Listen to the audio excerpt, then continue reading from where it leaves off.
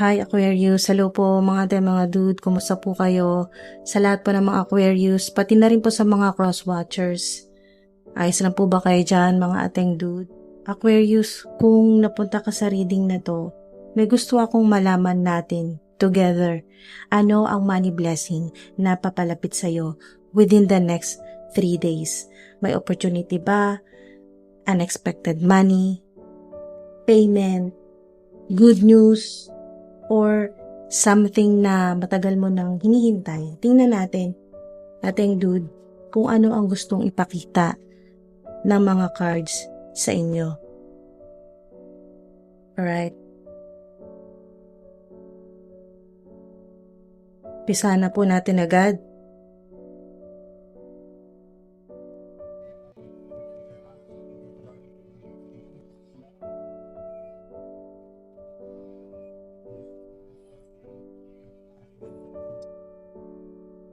Okay, so meron kayong the Hangman, the Hierophant o High Priest, at High Priestess.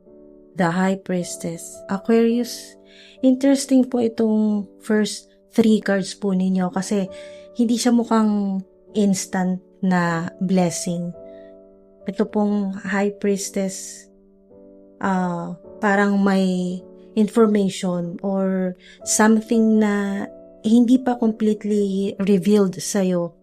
May bagay na tahimik po muna or may hindi pa sinasabi sa'yo.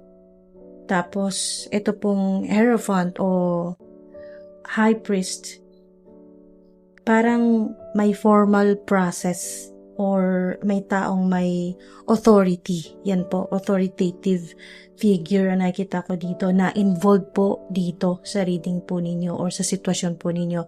Possible po ito na connected sa work, sa company, sa institution, or documents. Pwede rin po itong approval or isang decision na hindi ikaw mismo ang may control. Ito naman pong Hangman, parang may waiting period po muna bago gumalaw itong sitwasyon po ninyo, mga ating dude. Hindi ko po ito agad nakikita na canceled po or denied ito. Mas parang not yet yung energy. Okay, so hindi pa. So hindi siya canceled or denied.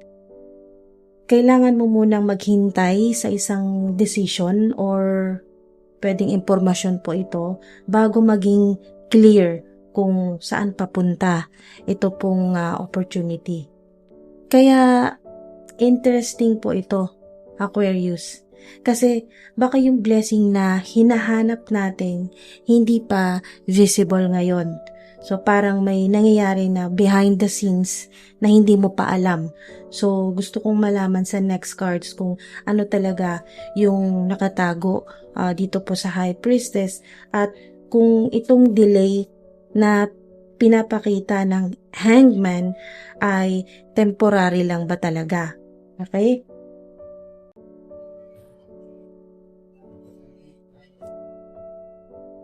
Ano kaya ang hindi pa nakikita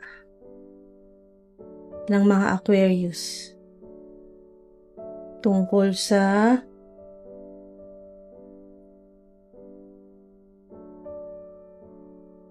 ano ang hindi pa nakikita ng Aquarius tungkol sa ano ang hindi pa nakikita ng mga Aquarius?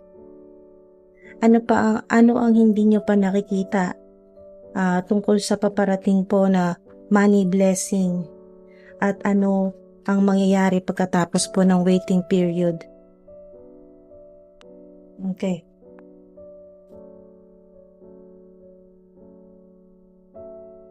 So, ano tong nakataob na to? Wow. Empress, 9 of Pentacles, 4 of Pentacles, reverse, 10 of Swords, at reverse 6 of Pentacles. So, ito po yung mga additional po na mensahe na maaring ito na yung makuha natin yung sagot dito. Yung ano yung hindi pa ninyo nakikita tungkol po sa paparating na money blessing o pwedeng winning din po ito, panalo. At ano ang mangyayari pagkatapos po ng waiting period dito po sa Hangman? Waiting period. Okay? So, mga ating dude, sa mga Aquarius, at pati na rin po sa mga cross-watchers, mas nagiging interesting po ngayon ito pong reading po ninyo kasi parang may dahilan kung bakit hindi pa visible yung blessing or yung winning, okay? Sa iba't ibang, in any shape or form ng winning, kung ano po yung panalo na darating po sa inyo, money blessing sa ilan. So, hindi pa visible na nakikita natin, no? Meron kayong Four of Pentacles. So, parang may money or resources na parang being held back muna. Pwedeng may pera na hindi pa nare-release, may payment na hinihintay ang ilan po sa inyo, or even ikaw mismo yung nasa stage ngayon na kailangan mong maging very careful sa finances mo. Pero, ang maganda po mga ating dude, may 10 of swords po kayo at reverse po ito. Okay? So, kung may financial struggle or isang situation na sobrang nakakapagod para sa'yo, parang hindi na ito yung worst part. Okay? May recovery energy po dito. Parang unti-unti ka na bumabangon mula sa isang situation na matagal nang napakabigat talaga. Sobrang bigat. Okay?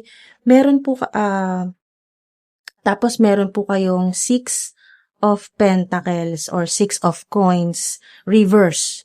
At ito po yung nagko-connect talaga sa first 3 cards po ninyo.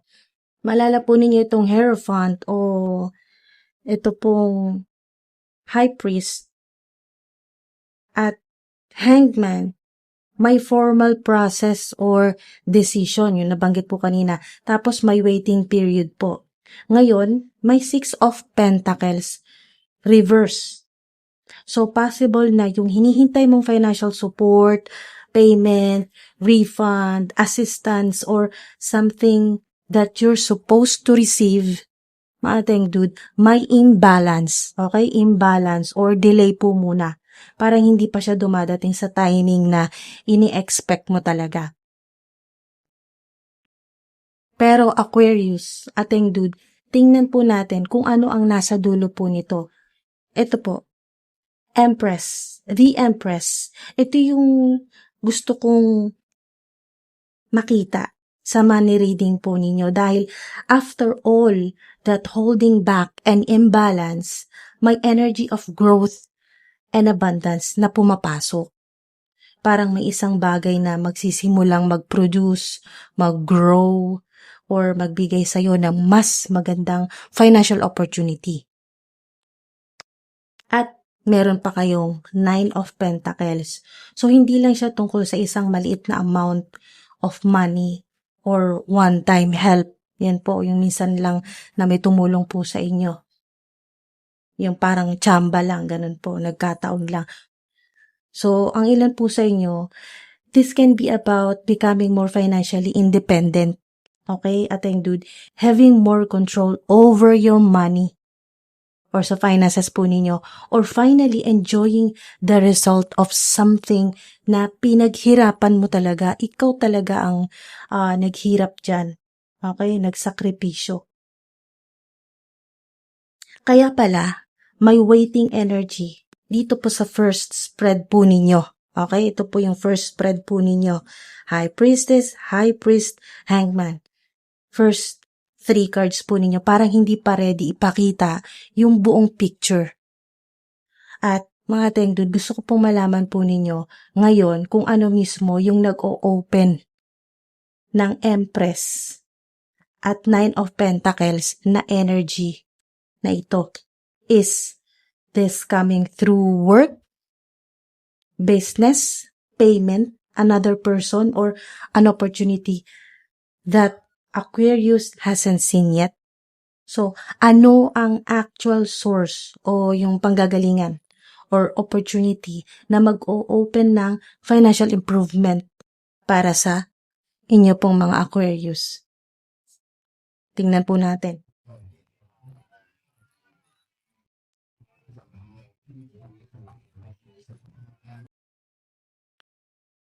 Positivity, faith, and optimism.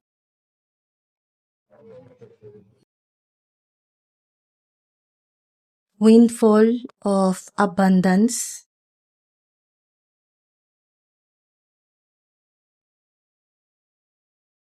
Visualize abundance in all forms. Aquarius, ito po yung interesting na sagot sa tanong natin kanina kung saan po manggagaling yung financial improvement na nakita po natin. Meron po kayong positivity, faith and optimism, at meron pong windfall of abundance, at ito pong visualize abundance in all forms. Parang sinasabi po ng mga cards po ninyo na wag mong isipin na ito pong current delay ay nangangahulugan na wala na mangyayari.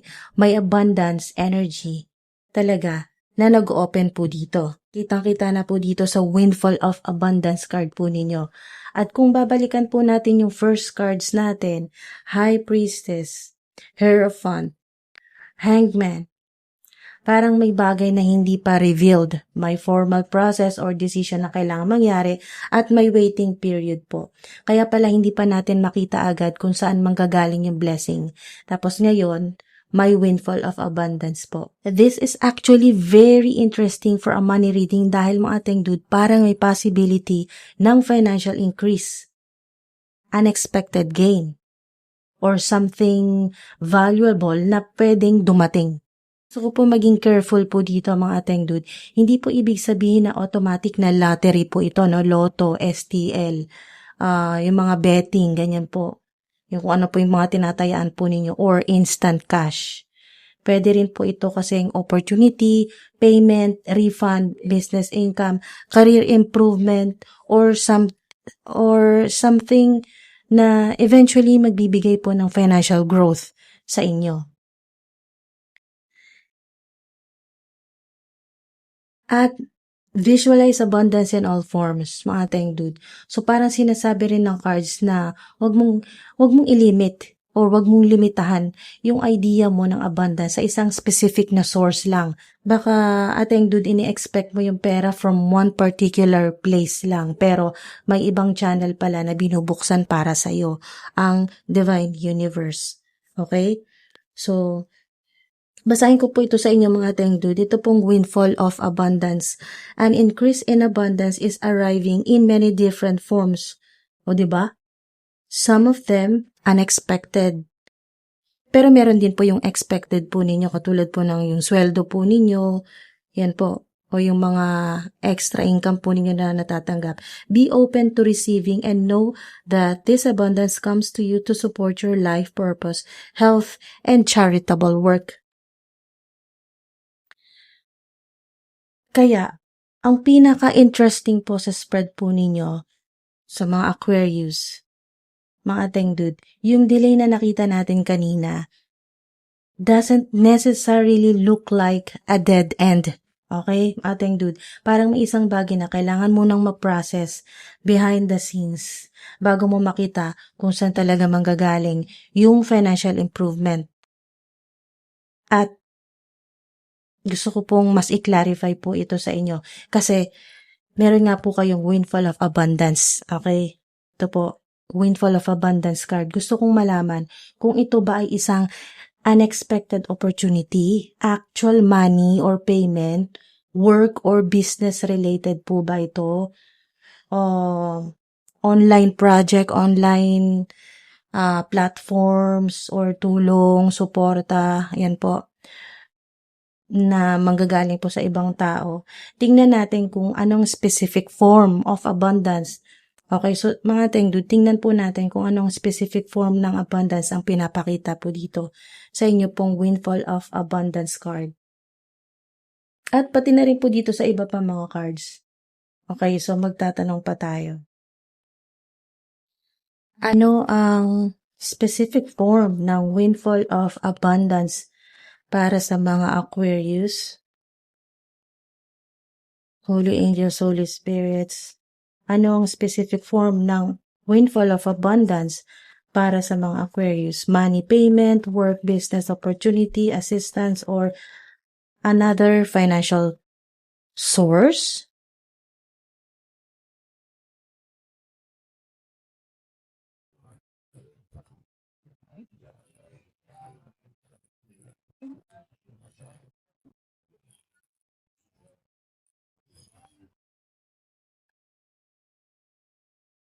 Receipts, racing, escapade. At ito pong receipts, ito yung pinaka-interesting para sa akin. Dahil financial reading po tayo. Parang may confirmation, transaction, payment, receipt, or something na magiging proof na may financial movement talaga. Tapos meron pong racing. So parang mabilis ang development ng situation na ito or may competition involved. Pwede ring may bagay na kailangan mong habulin, yung timing. Dahil mabilis gumalaw ang opportunity. Hindi ko naman ito agad babasahin as literal na racing. Mas nakikita ko po yung energy ng speed, competition, or something na kailangang bantayan habang gumagalaw. At ito po, meron kayong escapade. Kaya may unexpected element din po dito. Pwedeng may opportunity na biglang dumating. May change of plan, yan po sa ilan, movement, short trip, or simply something that takes you out of the stagnant situation na nakita natin dito po sa Hangman. Yan po. Or simply something that takes you out of the stagnant situation na nakita po natin dito sa Hangman kanina. So, kung pagsasama-samahin po natin, Aquarius, parang yung abundance na nakita po natin ay hindi lang siya abstract na good energy or positive energy. May possibility na magkaroon po ng actual financial movement or confirmation. Pero, maaring dumating po ito pagkatapos ng waiting period at through a situation na hindi mo exactly ini-expect. So, mga tengdud for the next 3 days, Aquarius, ang strongest message po dito is don't mistake the delay for a denial. Okay? Huwag po kayo malilito dyan. May hangman energy po kayo, pero hindi siya ang ending ng spread po ninyo. Ang ending po ay ito pong Empress, okay? 9 of Pentacles or 9 of Coins at ito pong Windfall of Abundance, okay? At ito pong resibo, okay? Receipts.